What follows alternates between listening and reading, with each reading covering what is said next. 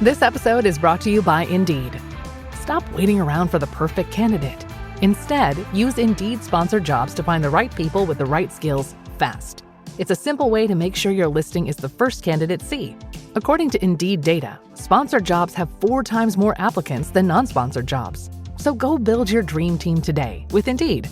Get a $75 sponsored job credit at Indeed.com/podcast. Terms and conditions apply. This is the Tudors Dynasty and Beyond podcast. History with a twist. And now your host, Rebecca Larson. Hello and welcome back to the show. I am your host, Rebecca Larson, and I'm very happy to welcome back once again, Dr. Linda Porter. Welcome. Thank you, Rebecca.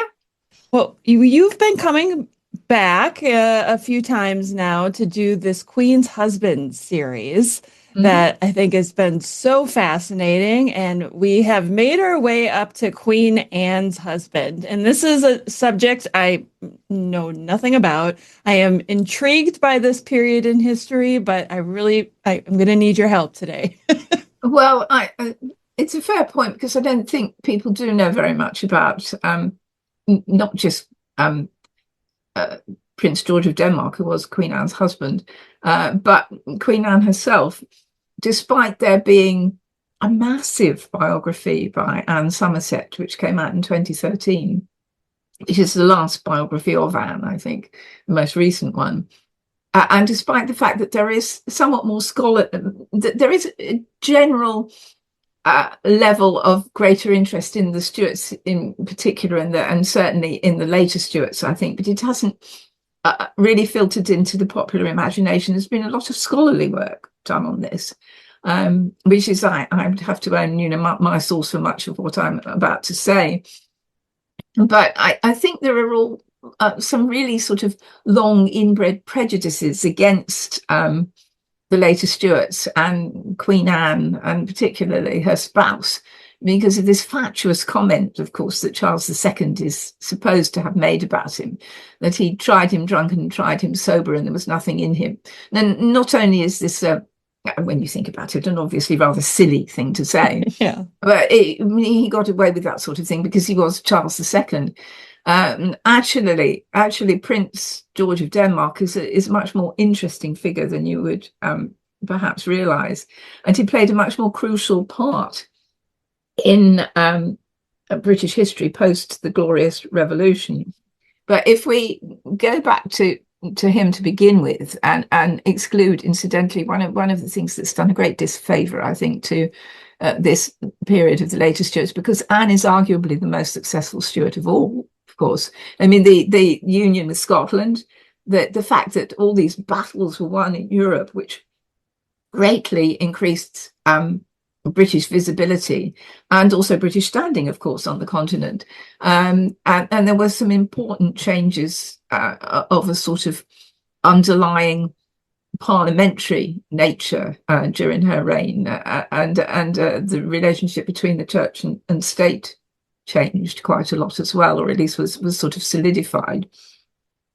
But the thing that I think has done Anne most disfavour is that dreadful film with, I know Olivia Colman is a national treasure, supposedly, but the film The Favourite is ghastly.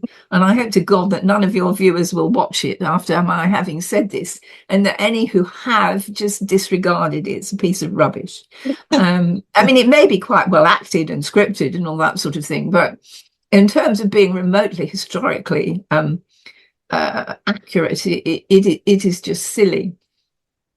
So not only does it mean that Queen Anne is remembered as a fat lesbian, whereas she was fat, especially towards the end of her life, no disputing that, but it means, God almighty, which of us who'd had 17 children might not be entirely svelte-like by that stage of our lives? Yeah. And, secondly, her sexuality, I think, is still something which we can't really know. We don't really know this about any of these people, and we see them through the prism of absorption and interests of our own times. Now, having said that, let's go back to the beginning, because this was a very happy marriage, despite the dreadful loss of all of these children, which I'll talk about a bit more in a minute. Prince George of Denmark was a second son, in the way that Anne was a a second daughter. Neither of them were viewed as likely as being heirs to their respective thrones. Anne became, of course, one. George didn't. But he was born in 1553, which means that he was 12 years older than Anne. She was born in 1565. And he was from the Oldenburg dynasty, which was the dynasty that had ruled Denmark for some time and would continue to for some time afterwards. The language of the Danish court, I think still at this time, certainly earlier, but probably still was German. And the Danish kings had consistently married into German noble houses. They hadn't married any English wives at this stage. They were to do so in the 18th century and 19th century, but not at this stage. Whereas, of course, a number of Danish princesses had married into the Scottish and English royal families. So it was a bit of a one-way system in that respect. But so George was brought up in the Lutheran religion, which he never left. He was a convinced Protestant, and that was why he was a suitable husband for Anne. But he was committed to Lutheranism, and he did not convert. Oh, convert is the wrong word. It's used sometimes. I don't think you can convert from Lutheranism to being an Anglican. You can change the way you worship, and perhaps officially it's conversion. I don't know. But I always think of conversions as being as from one absolute faith to another, but perhaps I'm narrow-minded about that. So he had a good education. He did the Grand Tour at the age of 18, which, princes and noblemen did in that respect. So he had some idea of what the rest of Europe was like. And he spent quite a lot of time in the military. Again, that's what royal younger brothers often did. So he was a trained and successful soldier in support of his older brother. And he was considered as a suitable husband for Anne when they began to look into the possibility of her marriage. Because he was 30 at the time that he married. I mean, she was quite a lot younger. But he was of the same religion. He brought England back into the sort of more Nordic sphere, if you like, which in terms of trade and religion and also the 17th century, of course, was a period of civil war in Britain, but it was also a period of a lot of warfare amongst the Scandinavian countries. In fact, that had been going on for quite a long time. And Denmark was the leading power. It had sort of taken over Norway for some centuries by that point. But of course, it was in opposition to Sweden, which had become a major power in itself by the mid 17th century. So he was from a youthful background with a number of things in common. Some of his relatives, earlier in the century had, like, for example, Anne of Denmark had married James VI and first. So there was this kind of ongoing link. And with Princess Mary Stuart married to William of Orange, whom we talked about last time, a similar match, but perhaps, at the slightly lower princely level, was found for Anne, and it was George. I was very surprised when I looked at an article about him, which is in one of these useful but immensely expensive academic collections, which no one could. I mean, I have a subscription to the London Library, and that doesn't come cheap, I can assure you. But at least I can get hold of these things without buying them. Very occasionally, I do buy them. I used to buy them very occasionally, if necessary, when they were sort of under the £100 mark, but now they've all gone above it. And I mean, the problem is that no one sees these articles and the fruits of quite a lot of academic research as a result. But in this particular piece, which is by an academic called Dr. Julie Farguson, and it's in a collection on Tudor and Stuart consorts, there is a colour portrait of George of Denmark, which I'd never seen before. I'm not sure I'd ever seen a portrait of him, actually. There is one of him on horseback, and which it's not easy to see him. He's sort of almost in the background. But in this, he rather charmingly looks like your original blonde, curly-haired, blue-eyed boy. And I was actually quite touched by this when I saw this picture of him, which was painted when he was about 15 or 16, I think. And he has this mass of I don't know whether it's a wig, I don't think it is, of sort of slightly curly flaxen coloured hair and really blue sort of Scandinavian colouring in his eyes and everything. And he looks rather charming and sort of unaffected and everything. And that, along with this portrait of him on horseback, because as you know, monarchs and princes were always supposed to be painted on horseback. I said that, I don't think Elizabeth I ever was, but it became a kind of 17th century thing, didn't it? You know, Charles I on horseback, etc., etc.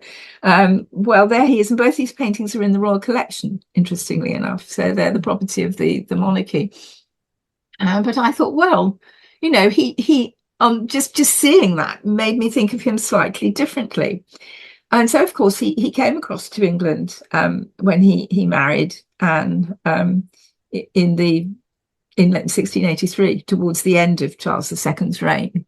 And Charles, by that time, of course, was ruling basically without Parliament, having survived all sorts of upheavals with the exclusion crisis and attempted assassinations and everything, and was more or less glorying in his independence, in being a kind of mini version of Louis XIV, when sadly, of course, in 1685, the effects of a rather roisterous life overtook him.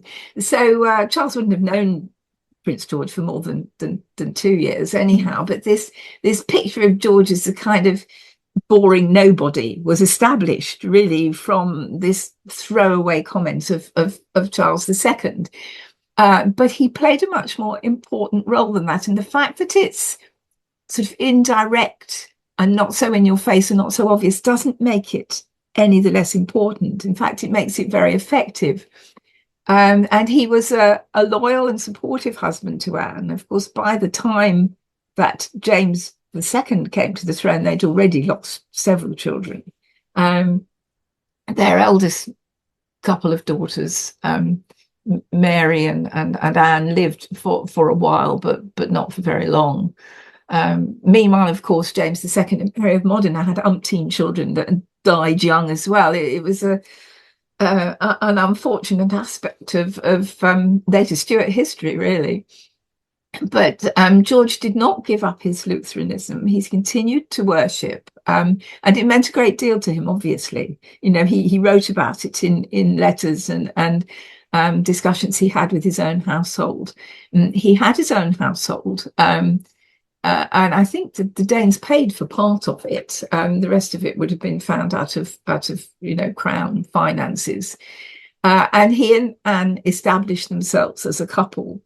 And of course, then along came 1688 and the birth of Prince James Francis Edward Stuart to Mary of Modena and James II, which was entirely unexpected, and brought together the chain of events which we know as the Glorious Revolution.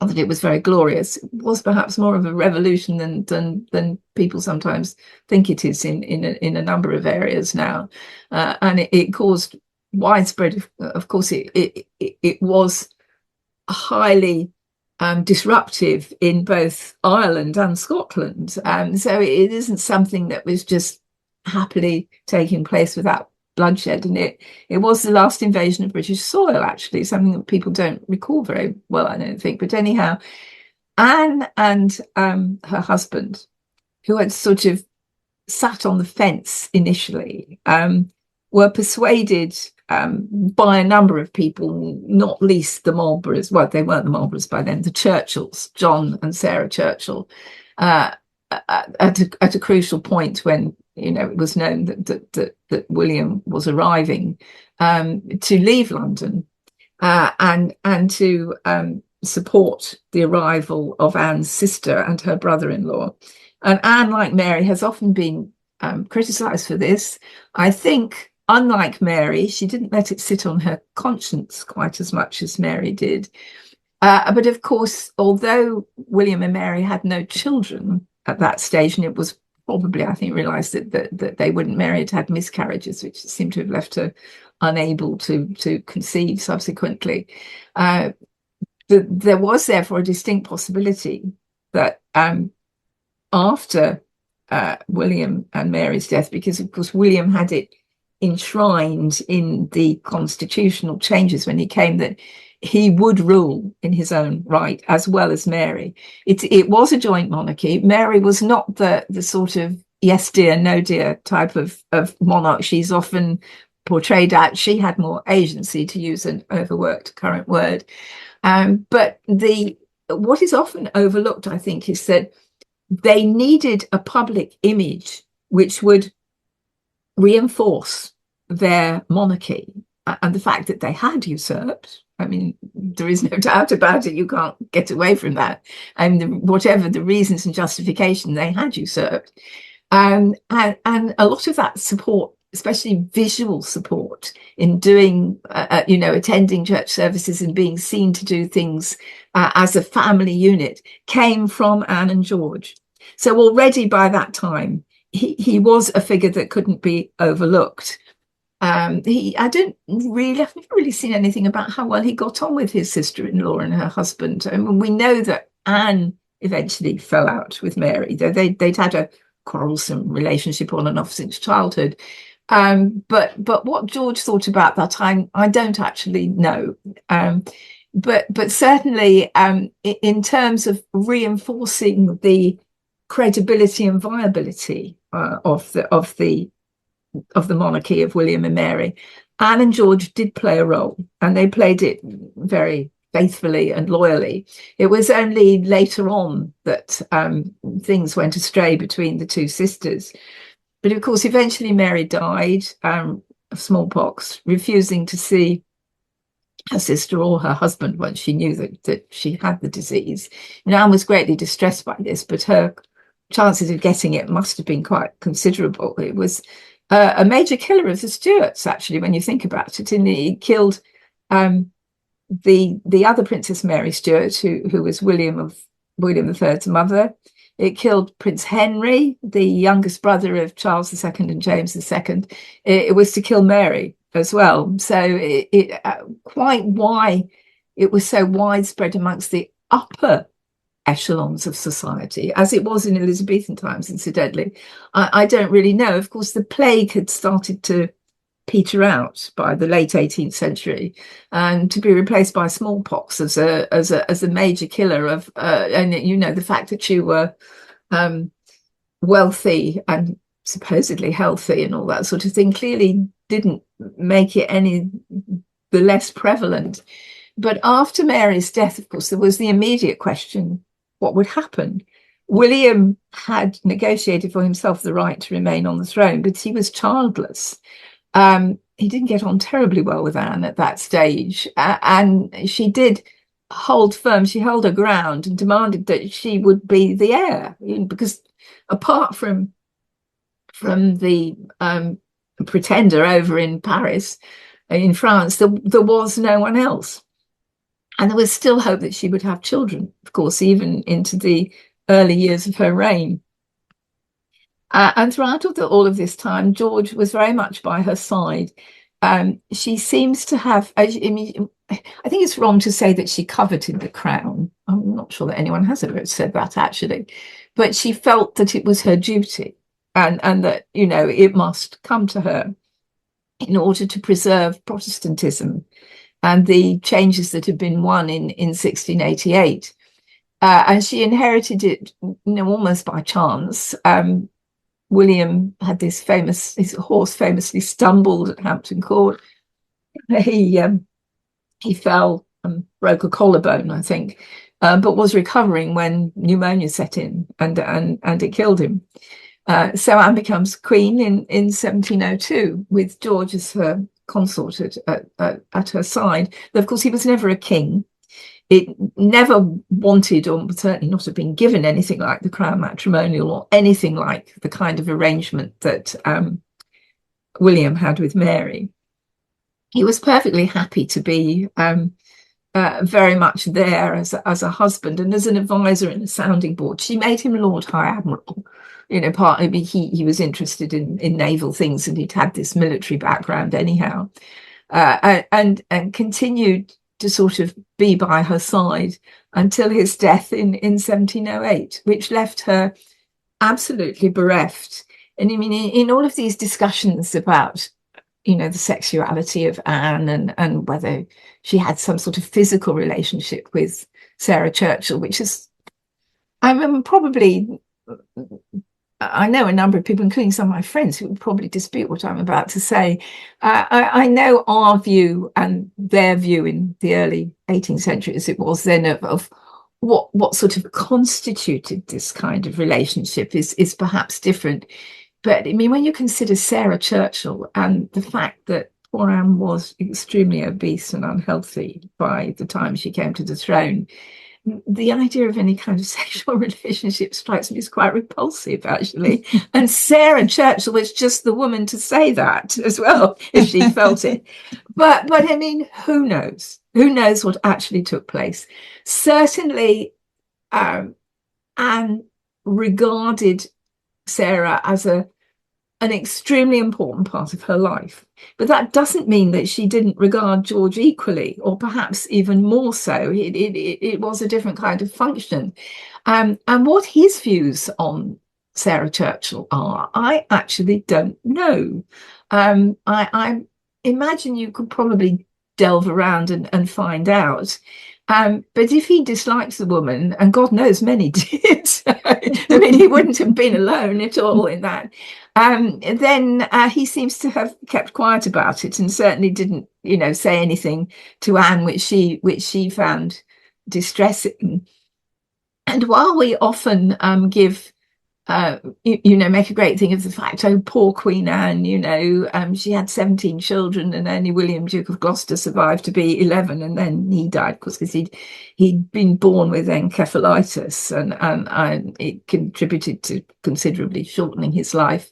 I mean, that was one of the reasons that William III agreed to Anne being viewed as his successor, because she had a son who was alive at the time, the only one of her children who'd lived even beyond the age of 8 or 9. And people always think, oh, well, poor woman, look what it did to her. It must have been absolutely destroying. But no one ever seems to have thought about poor Prince George. I mean, these were his children too. Yeah. It must have been hugely distressing and concerning for him. Not just to lose children that he had no opportunity to get to know or act as a father to, but to see his wife going through all of this. So it is a sad story. And when he died in 1708, because his reign marks the halfway point of his death, rather, marks the halfway point of her reign, and she had to go on for another 6 years without him. I think it really was very, very distressing for her. And his role as a sort of quiet, he's been described as a quiet Protestant hero. And I think that's a very nice description of him. He wasn't someone who sought the limelight. He was someone who sought to be a good husband, and if he'd been given the chance, a good father, I think, who had faithfully fulfilled the political role asked of him, had done his bit to uphold the image of the later Stuart family as rulers and legitimate monarchs, and for him to be dismissed in this sort of clever witticism by Charles II, I think is very sad. I don't think we've had any indication that he drank a great deal, incidentally. I mean, people did drink deep in those days, as you know. And William III certainly couldn't handle his liquor at all. I mean, one of the reasons he hated coming to the court of Charles II was that his uncle was always trying to get him drunk. But no, I think the criticism of Prince George is totally unfounded. He seems to have been a man of deep religious convictions and a very strong sense of duty, both to his own beliefs and to supporting his wife, of whom he was greatly proud. He was very proud when she became Queen of England. And I don't think he deserves to be dismissed or forgotten. So if people want to read farther, there is this article in this collection of Tudor and Stuart consorts, but it's quite difficult to get hold of. And how easy it would be in the US, I have no idea. I mean, here you'd need to belong to a pretty big library even to get hold of a copy of it. Sometimes they put these things on ebooks where they're still expensive, but not, likely to make you pass out with the sheer horror of the cost of it. So, for anyone really interested, you might be able to find it there. And it tells you a bit more about George and who he was and his background and his interests. And I actually think it's rather refreshing to have a consort, whether male or female, who's wedded not just to the king or queen, but to their own selves, really, and their own beliefs.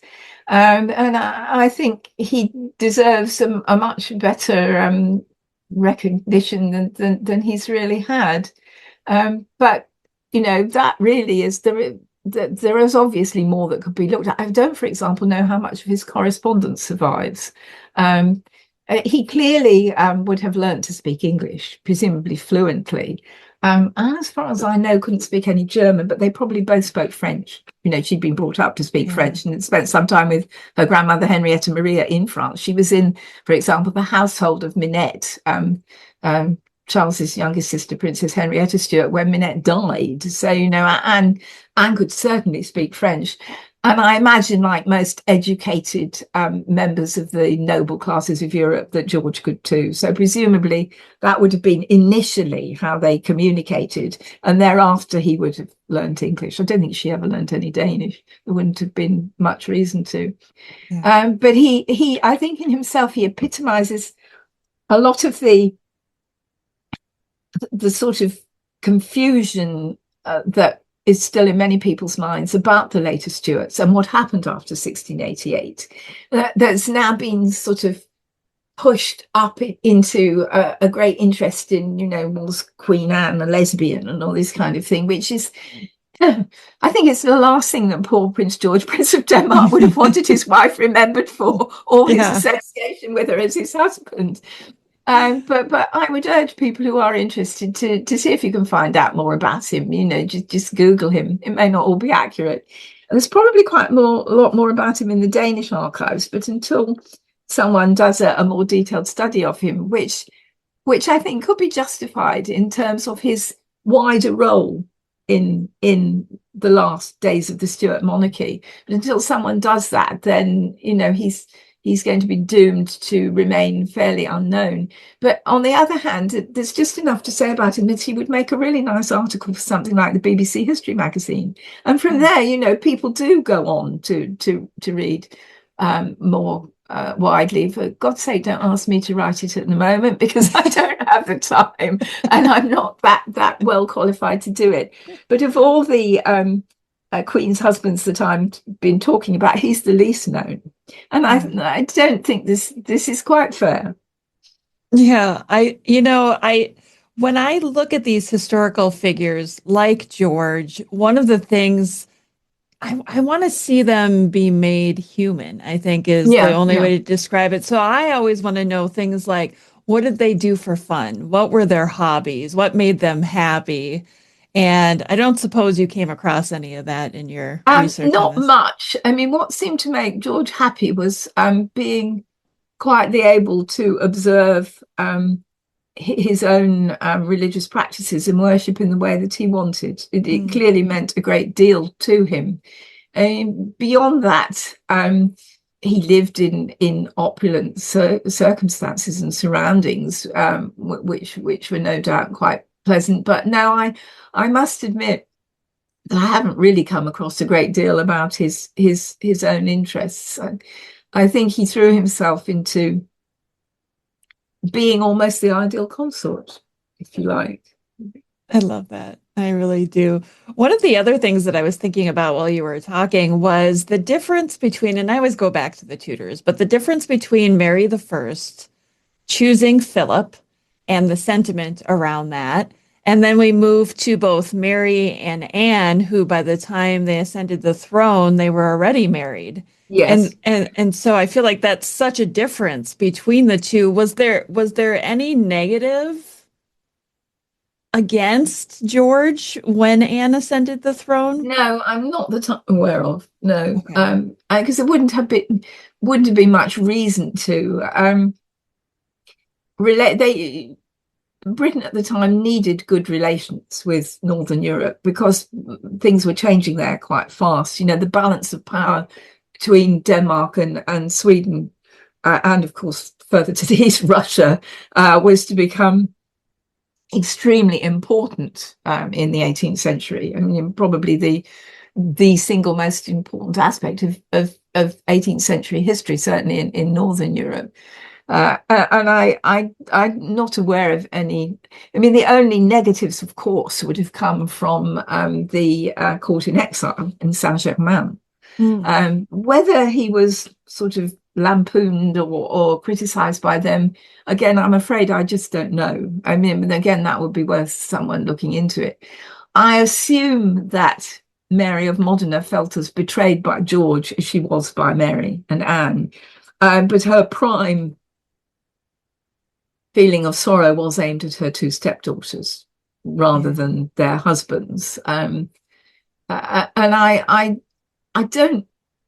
I mean, you're already entering the age of political cartoons and all this sort of thing, or just beginning of the 18th century.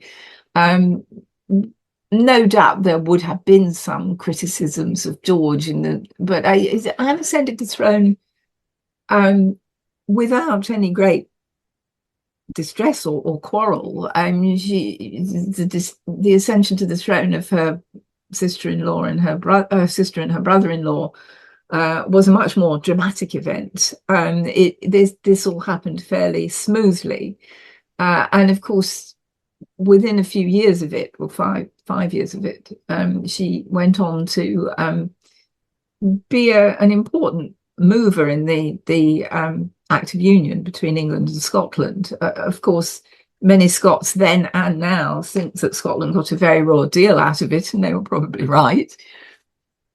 But it did bring the two countries together, though very much to the disadvantage of the Scots, particularly the Highland Scots at the time. And of course, throughout the 18th century, even beyond the 1745 uprising of Bonnie Prince Charlie, there were still quite wide rumblings of discontent.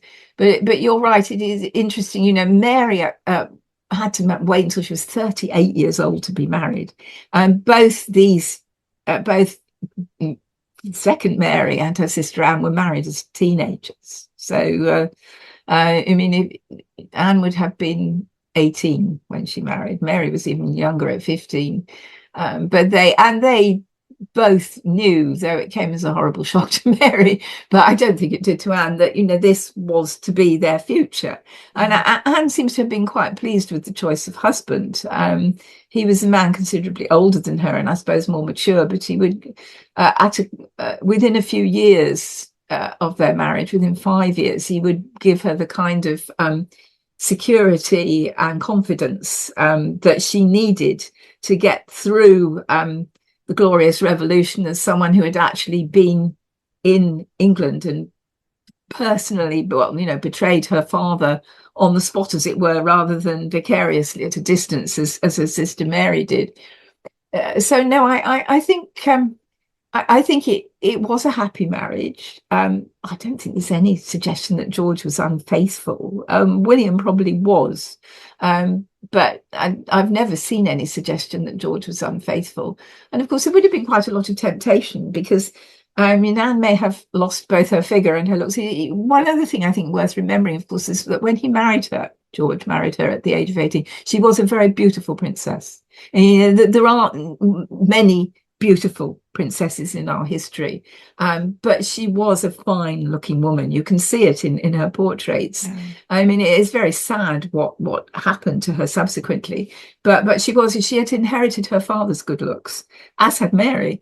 I mean, you can say all sorts of things about James II, and people still do, but he was a very good looking man. And his daughters, and I think Anne Hyde herself, I mean, she wasn't a conventional beauty, but she certainly had presence and a very a very well rounded figure, shall we say, and the girls perhaps inherited that from her as well.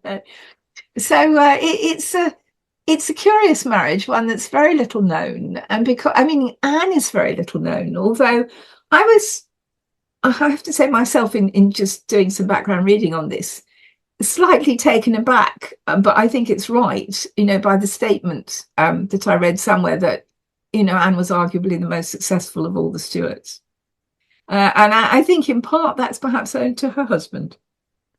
Oh, I love that. And I love that you talked about their marriage and the number of pregnancies that she had, because she had a lot. And okay, and I'll be honest, I was only pregnant once in my life, and that ruined my figure. I can't imagine being pregnant 17 times. I've only been pregnant once, and I would say it changed my figure. I'm not quite so depressed as to say it ruined it, but my shape certainly changed. I mean, it just does. Though what seems amazing, though I suppose we don't know quite enough about it, the person to ask would be the formidable 17th century lady who I did a broadcast with a few weeks ago.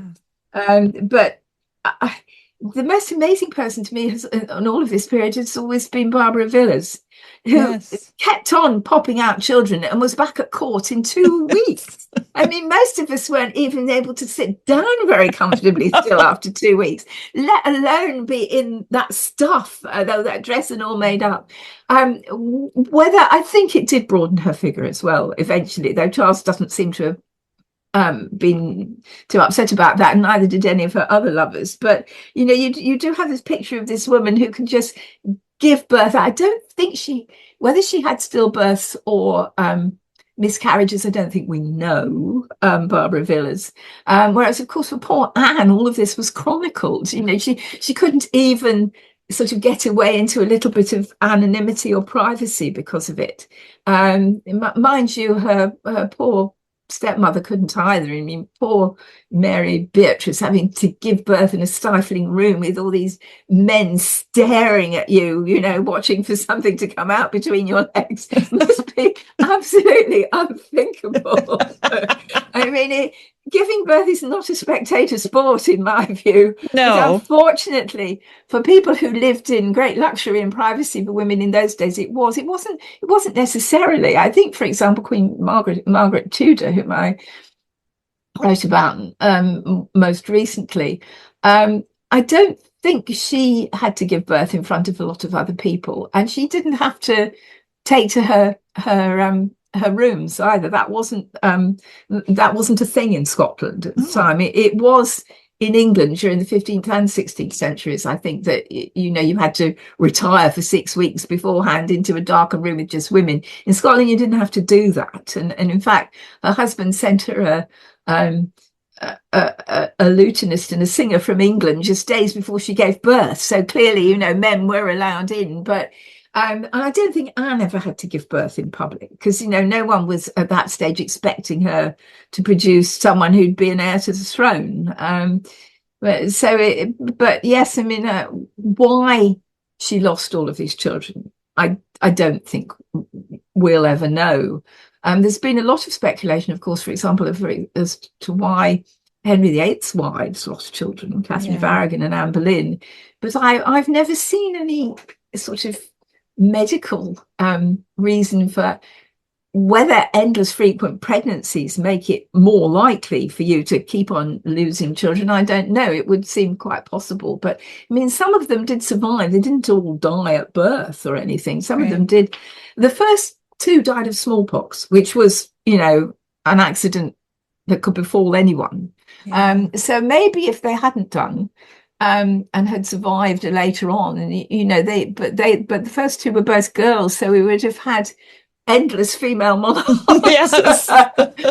which might have been quite good actually. but they did have sons, of course. But poor little William, Duke of Gloucester, who'd been trained as heir and was all the expectation was on him, but he'd been born with what used to be known in my granny's time as water on the brain, encephalitis. Yeah. And I think your chances of survival, particularly in those days into adulthood, were not good with a condition like that, because it made the rest of your general health so precarious that it is an extremely sad story. And in the midst of all the prurience about Queen Anne, can we just please remember her dutiful husband, who seems to have been a thoroughly nice bloke, really? Yes. And her great family of 17 lost children. I don't think the only other person I can think of who had a similar number of children was, goodness, Lady Anne, no, not Anne Hazlitt, she's someone else. I'm trying to think of her surname, but she was the wife of a diplomat who was in Charles's second exile court and then served him as a diplomat subsequently. And I read that she'd had 22 children, of whom only, I think, 3 survived into adulthood. And it was said, that she had left these tiny babies buried all over Europe as she followed him around. So it wasn't a great time to be female, I don't think. And being royal and being a queen didn't save you. No, In fact, you might almost have been better as a sturdy peasant in a cottage somewhere. Yeah, maybe. I think, I believe when Breeze Barrington was on, or maybe it was you, I don't remember, but they had said something about pregnancy and doctors and medicine that doctors were giving were actually causing more harm than good. I'm sure that's true. I don't think I said it, but Breeze would certainly know more about that in connection with, the various pregnancies of Maria Beatrice and all that. They were. I mean, the doctors finished off poor Charles II, as you know, and he'd obviously had. I mean, he clearly had a stroke, I would think, but he'd also been suffering from kidney failure probably before that. I mean, the things they used to do even in those days, and you're talking about the late 17th century, putting dead pigeons on your head and these terrible hot poultices, and really.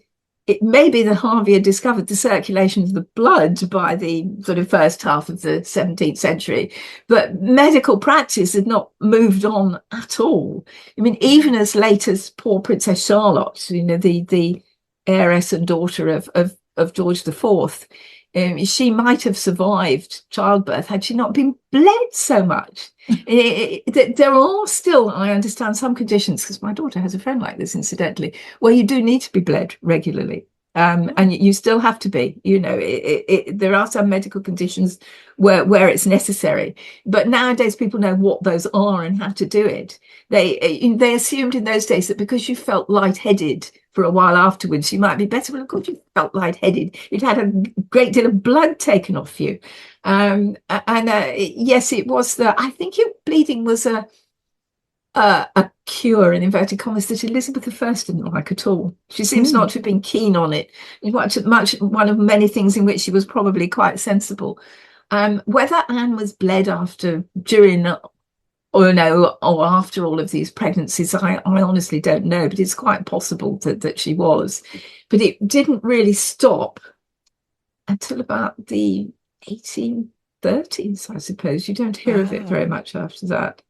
I don't know whether they did it in what were then the colonies. I presume they did. I don't think medical practices were that different all over the world, really. They may have been better in some other parts, but certainly in the West they weren't. So no, that's really it for poor George, I'm afraid. But I would exhort any of your listeners, if they want to follow him up, you can probably find out a bit more about him. I mean, to find out anything in detail, you'd need to do quite a lot of research, which is clearly not really a possibility.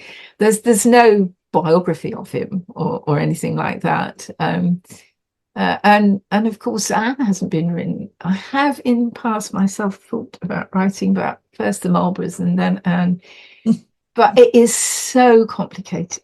And there is so much material. I mean, Anne Somerset's book runs to 650 pages, really, very nearly. And I just, for one thing, I don't think people are willing to read that length nowadays. And for another, I'm not willing to write it. But it is a fascinating period, because behind all of this, and George would have known this, there was a great struggle going on in Parliament. The two-party system was in its infancy, but it was established between the Whigs and the Tories. And Anne was a Tory, of course. She favoured not a high church as such, but certainly not the more sparse kind of worship of her husband's Lutheranism. And she did tend to favour a more conservative point of view, but party lines were drawn by that time, and she had to work with chief ministers. They were not to be known as prime ministers for another decade or so. It's about 1720 that they first become known as that, with Robert Walpole. But she had to work with a number of leading ministers, all of whom left copious correspondence anyhow. So, if you dip into this period, you must be prepared to get lost in it, I think. There are now some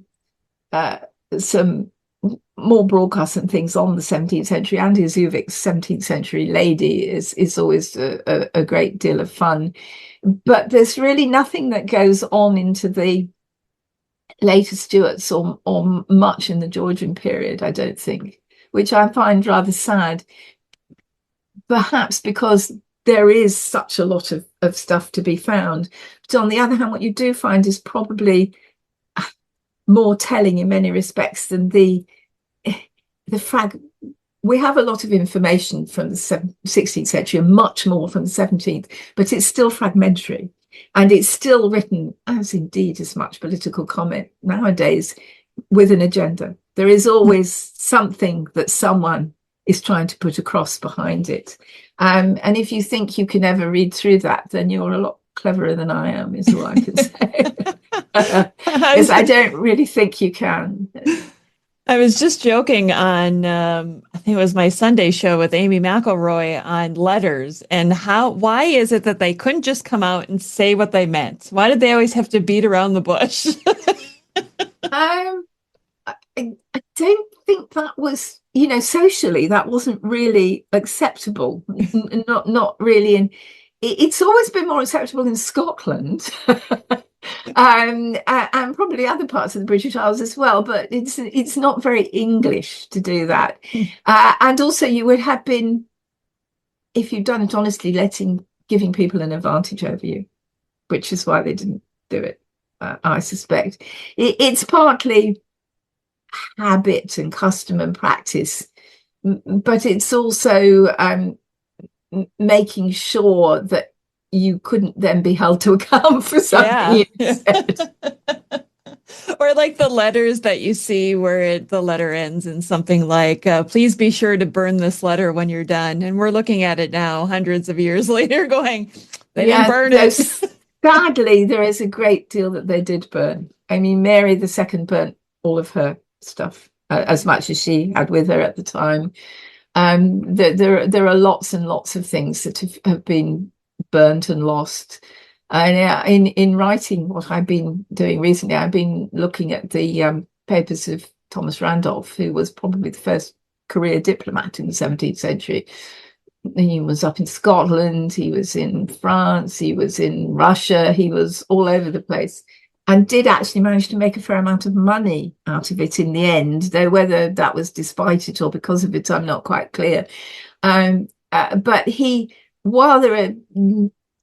while many of his dispatches and memoranda that survive, his personal letters do not. So there is a huge amount that's missing there. Yes, and more people burn things than you might assume, I think. Well, Linda, I have enjoyed this conversation about George of Denmark. It's enlightened me. I want to know more about him. I hope the listeners are intrigued enough that they want to start doing some research to teach everybody a little bit more. And up next, and hopefully I have my history right here, the next episode we do together is going to be on Albert, isn't it? That's right. Yes. God, that would take me into the Victorian period. Yes. There's a lot to be said about Albert as well. I mean, I do think again he's not forgotten. But again, he's always known as Victoria and Albert. He's the and bit. And of course, he died sadly quite young, leaving her in a state of almost complete collapse for a number of years. But again, he is an interesting character. I mean, one of the things you could also look at some point in the future is obscure queen consort, because the queen consort before Victoria became queen regnant is Adelaide of Saxe-Meiningen, and nobody knows the first damn thing about her. Nope. Though she was quite important in trying to influence her husband William IV against the Great Reform Bill of 1832. Oh. So again, but you see, I think a lot of this puts people, if you're going to do it properly, into German archives. Can't all read German, though probably 19th century German's lots easier to read than 16th century. The handwriting, for one thing, would be easier. But yes, there are various of these monarchs' helpmates in both Scotland and England that people know very little about. I mean, George is one of them. Albert isn't, but I will ponder on what to say about him. When I get to the Duke of Edinburgh, it will probably be mostly personal musings, because, of course, his lifetime coincided largely with mine, and so my view of him is evidently based on that. But Albert we'll get to before that, and it looks like we might be quite a long time before we get another male consort, if ever. But, yes, okay. It may be. Well, Linda, thank you so much again for joining us Rebecca. today, and I look forward to the next time. Okay, very good. Thanks for listening to Tudors, Dynasty, and Beyond. If you enjoyed the episode, please take a moment to follow or subscribe wherever you're listening so you never miss a new release. And if you loved it, leave a quick review. It helps more history lovers find the show. Want to support the podcast and get bonus content? Head to patreon.com/tudorsdynasty. You can also find the link in the show notes of this episode. Join the conversation with Rebecca on social media at Tudors Dynasty. Until next time.